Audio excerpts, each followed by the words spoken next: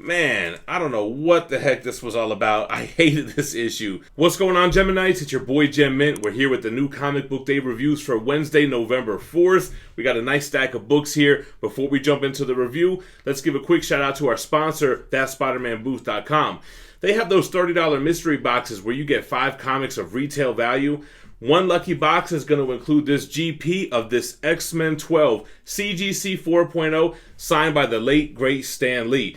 This is the first appearance of Juggernaut and will be in one of those boxes in the round of mystery boxes that ends this Saturday. Make sure to use the code GEMMINT to save $10 as a one-time per use. Make sure you guys stay tuned to the end of the video for my pick of the week and for the details on our current giveaway on our road to 100K. First, we're going to talk about what I read digitally. There were only 2 titles from Image, and the first one was Crossover number 1 by Donny Cates, Jeff Shaw, D. Cuniff, and John J. Hill. Everybody was hyped for this new title by Donny Cates, and I thought it delivered. If you guys follow me on Twitter, you'll see that I made a post saying that everybody should pretty much give this book a shot. It's basically, what if the biggest comic book crossover crossed over into real life? What if comic book characters came from out of the pages of comic books and basically ran amok in the real world? Well, there's going to be a lot of death, a lot of destruction, and a lot of social issues that come with having comic book characters in real life. Like a little girl that we see in the local comic shop, and she even looks like an old school comic with like the dotted look across her face. So I thought it was a good, interesting premise. A new number 1. It hooked me. I'm definitely going to continue reading Crossover. Then we have Bomb Queen issue 3 by Jimmy Robinson, Trump Card Part 3, and how fitting because as I'm recording this, the election is going on right now. If you are easily offended, you're going to want to stay away from this book. I don't know how Image let this one get published. This book is insane. The violence, the nudity, the pro-Trump, anti-Trump, kind of hard to tell what side of the fence this book is. Bomb Queen, an insane villain running for president to get rid of the current president who's now in a 3rd term. It's just a crazy, insane book. If you can kind of unplug from reality and just enjoy the zaniness of this book, you should definitely give it a shot. It's crazy. Alright, Boom has a new number 1 for Power Rangers. This one's called Mighty Morphin and it's by Parrot, Rene, and Biamonte. Hope I'm pronouncing those right. So I definitely enjoyed this issue. I thought it was fun. It felt like the show. It still didn't have the cheesiness, just like Kyle Higgins' run didn't have it. But it's a cool first issue. I thought it was lighthearted. It was interesting. Basically, Tommy's the White Ranger. We have our regular 5-member squad, but there's this new Green Ranger that's been popping in and out, kind of helping them out of a bind. They don't know if it's Lord Draken, who's currently held prisoner at the command center. They're suspecting maybe it's Billy. We don't know who it is yet, but I think they borrowed the costume design from Bat in the Sun, if I'm not mistaken, so shout out to them. But I liked that the artwork was, kind of what you would expect from the Boom Power Rangers title. Clean artwork, kind of reminded you of the show. But overall, it was a good issue. Then we're going to jump into DC with Batman issue 102. This is by James Tynion IV, Palgulian, Deonda, Mickey, and Baron. So this is Grapple with the Ghostmaker. Basically, the Ghostmaker is a new character, and he's hunting the Clown Hunter. If you remember the Clown Hunter from Joker War, this kind of sadistic child who is killing the Joker gang thugs. So now you have a vigilante that's going after the vigilante. Batman is obviously not going to let that happen. He's not going to let the Clown Hunter get killed. And basically, that's all that we have going on in this issue. Kind of a slow post-Joker War issue, but it had really good artwork in it. And it wasn't like a chore to get through. It just wasn't the best comic, but overall, it was okay. Batman The Adventures Continue issue 6. This is by Burnett, Paul Dini, Templeton, Morales, and Kubina. Great cover art on this one as well. And like I always say about this book, if you enjoyed the animated series, if you grew up on BTAS like I did, then you're definitely going to want to read this. This is basically giving us what happened to Jason Todd when he kind of went rogue, when he kind of went off the rails and took it a little too far. And it shows the Batman animated series version of A Death in the Family. So I thought it was a great issue. It was probably the strongest one so far. And it really shows us all that stuff that we didn't get in the animated series that happened in comics back in the day. Now it's being brought into this world. So definitely a must read if you're a BTAS fan. Then we got Deceased, Dead Planet. This is issue 5. Yeah. Tom Taylor, Harrison, Baldacini, and Barreto. This was basically like a Justice League Dark issue. You have John Constantine, Swamp Thing, and Nightwing. Kind of a slow issue. There was not as much action as you usually get in one of these deceased issues until maybe towards the end. But the artwork is very good in this. It's very gritty. It's kind of a slow issue. Some good dialogue in between characters and some good artwork. All right, then we have Justice League. We're on issue 56, which is the fourth part of the Dark Knight's Death Metal tie-in. This is the Mindhunter Knows All. So this was an amazing issue artistically, especially the Mindhunter, the Batman Martian Manhunter character was drawn immaculately. I mean, so well detailed, so nightmarish. And this issue was what you would expect out of a Dark Knight tie-in. The Omega Knight, this huge knight from Perpetua, this Lex Luthor Doom Metal-led team trying to do what they can to survive out here. So it was a good issue. The Hawkgirl versus Mindhunter fight was epic.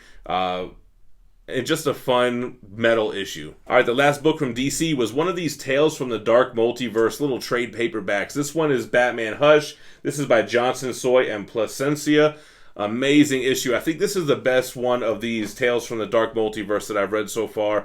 Basically, the premise is Hush, but what if Bruce Wayne and Thomas Elliot were even more than friends? What if they were almost like brothers?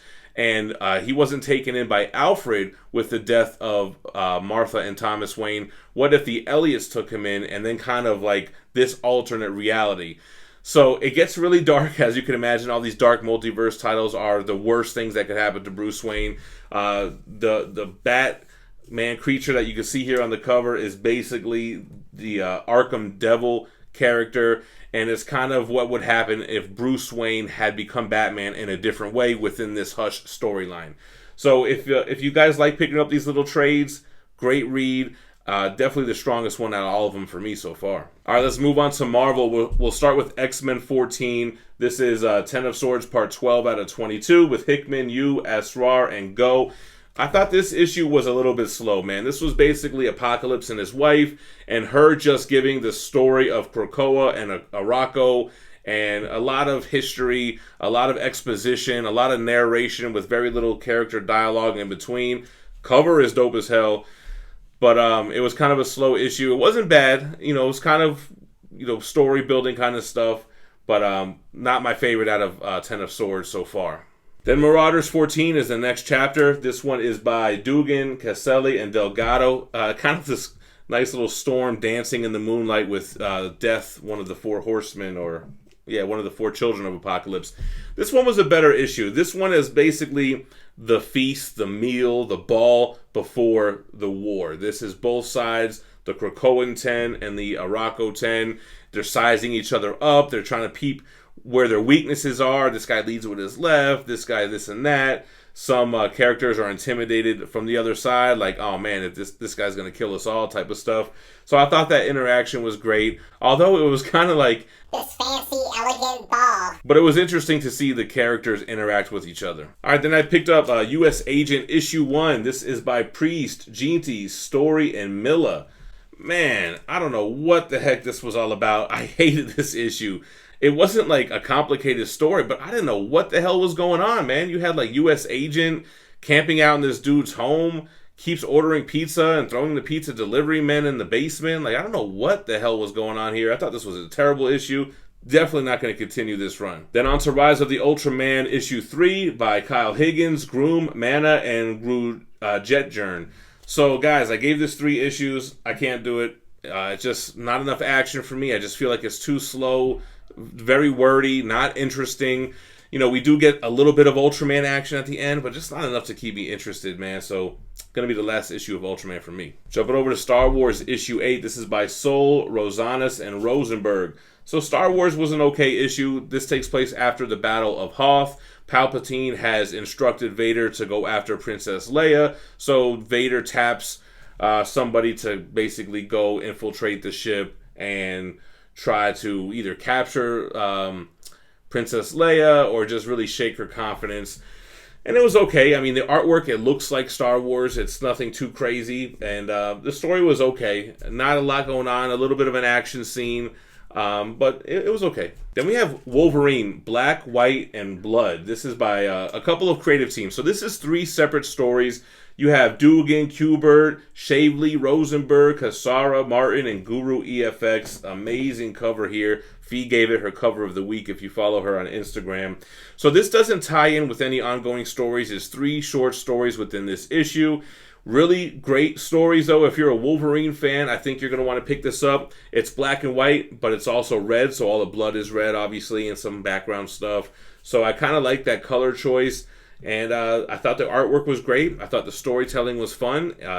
Kind of, you get a Weapon X story, you get a brown suit Wolverine story, you get a black leather jacket Wolverine story.